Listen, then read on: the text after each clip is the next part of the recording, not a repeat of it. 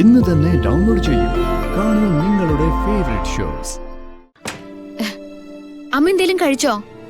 അല്ല, ഇതെന്താ നിങ്ങൾ രണ്ടാളും ഒന്നിച്ച് ഒരു സ്ഥലത്താണ് ജോലിക്ക് പോകുന്നേ?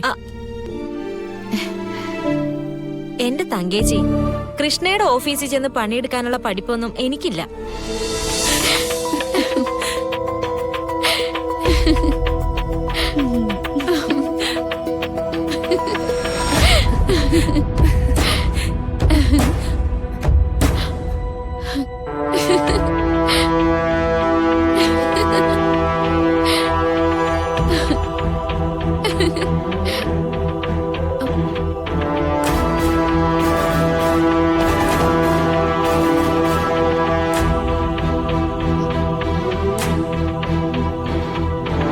ഇംഗ്ലീഷ് പഠിപ്പിക്കലാണോ അതോ ഇവളുടെ മിമിക്രിയാണോ അവിടെ നടക്കുന്നത്?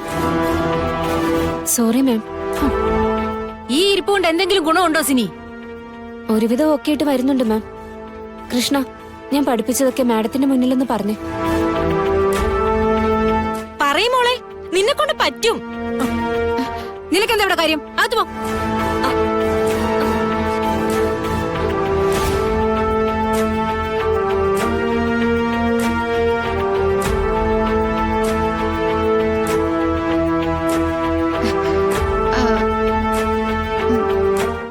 Your good name, please.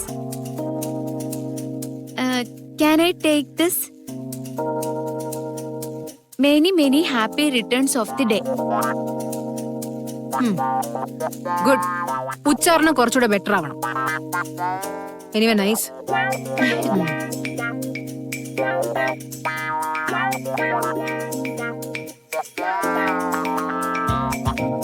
മിടുക്കിയാണല്ലോ. മാഡത്തിന്റെ അപ്രീസിയേഷൻ കിട്ടാന്ന് പറഞ്ഞ ഒരു ചെറിയ കാര്യമല്ല. അതെന്ത് സാധനം ഇപ്പൊ പറഞ്ഞേ? അപ്രീസിയേഷൻ എന്ന് വെച്ചാ അഭിനന്ദനം. ഓ, ഇംഗ്ലീഷുകാരെ കൊണ്ടുണ്ടായ ബുദ്ധിമുട്ട് ചെറുതൊന്നും അല്ല.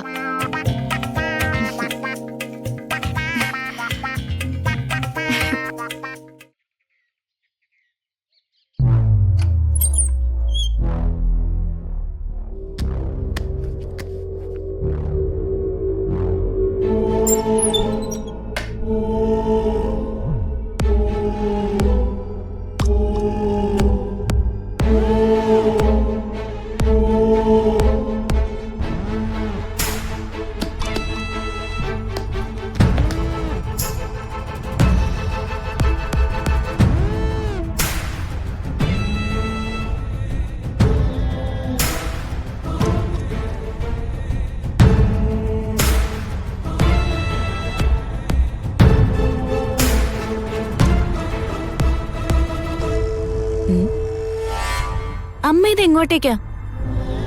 ഞാൻ ഒരിടത്തേക്കും പോകുന്നില്ല. പിന്നെന്തിനാ ആഭരണങ്ങളൊക്കെ വെച്ച് ഭംഗി നോക്കുന്നേ? വലിയ വലിയ തറവാടുകളിലൊക്കെ ആഭരണങ്ങൾക്ക് വലിയ സ്ഥാനമാ. അതറിയോ നിനക്ക്? അതെനിക്കറിയാം നിർമ്മലേ. അല്ല, ഇതിപ്പോ ഇവിടുന്ന ഈ ആഭരണങ്ങള്?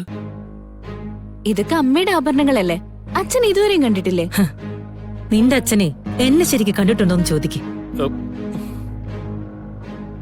ഇങ്ങനെ ബോധമില്ലാത്തൊരു മനുഷ്യൻ. എന്റെ നിർമ്മലേ, നിന്റെ കയ്യിൽ നിന്ന് 4-5 ചീത്ത കേൾക്കാൻ വേണ്ടിയുള്ള ഉദ്ദേശത്തോടു കൂടിയല്ല ഞാനിപ്പോ ഇങ്ങോട്ട് വന്നത്. നീ ഈ ആഭരണം കൊണ്ട് എവിടെ പോവാണെന്ന് പറയാൻ പറ്റുമെങ്കിൽ ഒന്ന് പറ.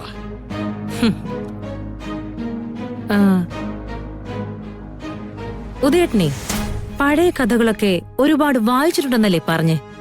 അക്കൂട്ടത്തിലെ രാജാക്കന്മാരുടെ ആഭരണങ്ങള് ഭൃത്യന്മാര് മോഷ്ടിച്ച കഥകള് കേട്ടിട്ടുണ്ടോ? കേട്ടിട്ടുണ്ട്. അതെങ്ങനെയാ, ഒന്ന് പറഞ്ഞേ. നിനക്കിത് എന്ത് പറ്റി നിർമ്മലേ? പറയൂ ഉദയേട്ടാ. അത് പിന്നെ ഈ രാജാവിന്റെ ചുറ്റുവട്ടത്തൊക്കെ നിൽക്കുന്നവർക്ക് രാജാവിന്റെ ആടയാഭരണങ്ങളോ അലങ്കാരങ്ങളോ ഒക്കെ കാണുമ്പോ ഒരു കൗതുകം തോന്നുമല്ലോ. അങ്ങനെ ചിലരൊക്കെ ചില മോഷണ ശ്രമങ്ങളൊക്കെ നടത്തിയിട്ടുണ്ട്. പക്ഷെ രാജചിഹ്നങ്ങളുള്ള അത്തരം ആഭരണങ്ങൾ പുറത്തു കൊണ്ടുപോയി വിൽക്കാനോ ഉപയോഗിക്കാനോ ശ്രമിച്ചാ അവർ ഉറപ്പായും പിടിക്കപ്പെടും.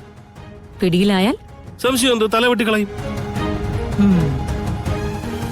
ഈ വീട്ടിലെ രാജാക്കന്മാർക്ക് ഒരു ഭൃത്യനല്ലേ ഉള്ളൂ, മാണിക്കുഞ്ഞ്.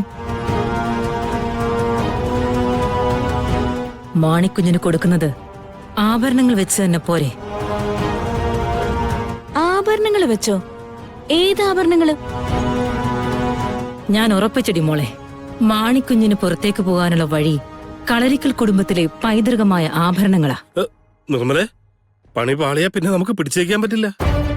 മാണിക്കുഞ്ഞു മണ്ടനാ, അയാൾ ഇതിൽ വീഴൂതേട്ടാ. നിർമ്മലയുടെ പ്രാർത്ഥന ദൈവം എന്നൊന്നും തട്ടിക്കളയില്ല മോളെ. നിർമ്മലയുടെ സമയം തെളിഞ്ഞു. മാണിക്കുഞ്ഞിന് ഇനി കഷ്ടകാല.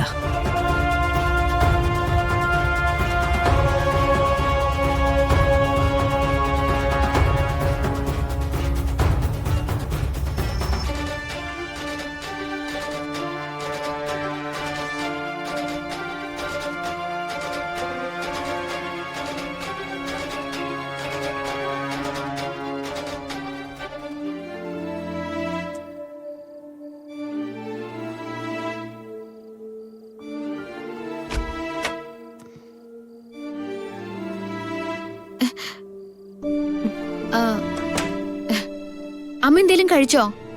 അല്ല, ഇതെന്താ നിങ്ങൾ രണ്ടാളും ഒന്നിച്ച് ഒരു സ്ഥലത്താണ് ജോലിക്ക് പോകുന്നേ? എന്റെ തങ്കേച്ചി, കൃഷ്ണയുടെ ഓഫീസിൽ ചെന്ന് പണിയെടുക്കാനുള്ള പഠിപ്പൊന്നും എനിക്കില്ല. ഞാൻ പണി ചെയ്യുന്ന വീട്ടിൽ നിന്ന് ഇറങ്ങുമ്പോ കൃഷ്ണയെ വിളിച്ചു നോക്കും. കൃഷ്ണ ഇറങ്ങാറായെങ്കിൽ ഞങ്ങൾ ഒരുമിച്ച് പോരും, അത്രേ ഉള്ളൂ. ആഹാ, നിങ്ങൾ രണ്ടാളും വന്നോ? മോളെ കൃഷ്ണേ, കുറച്ചു നേരം മുമ്പ് വരെ ഇവിടെ തങ്കം ഭയങ്കര ബഹളമായിരുന്നു. എന്തുറ്റമ്മേ? വെറുതെ ഇരുന്ന് സംസാരിച്ചു തുടങ്ങിയതാ, പിന്നെ മരിക്കാറായി, അവിടെ നിന്ന് വിളി വന്നു എന്നൊക്കെ പറഞ്ഞു. പറഞ്ഞു സമ്മതിപ്പിക്കാൻ ഞാൻ നോക്കിയിട്ട് പറ്റണ്ടേ? എന്താ അമ്മ ഇത്? ഇങ്ങനെയൊക്കെ ചിന്തിക്കേണ്ട കാര്യം എന്താ? ഒന്നുമില്ല മോളെ, ഒറ്റയ്ക്ക് ഇങ്ങനെ ഇരിക്കുമ്പോ അരുതാത്ത ചിന്തകളൊക്കെ മനസ്സിൽ കയറി വരിക. ആ, പോവാണെങ്കി അങ്ങ് പോട്ടെ.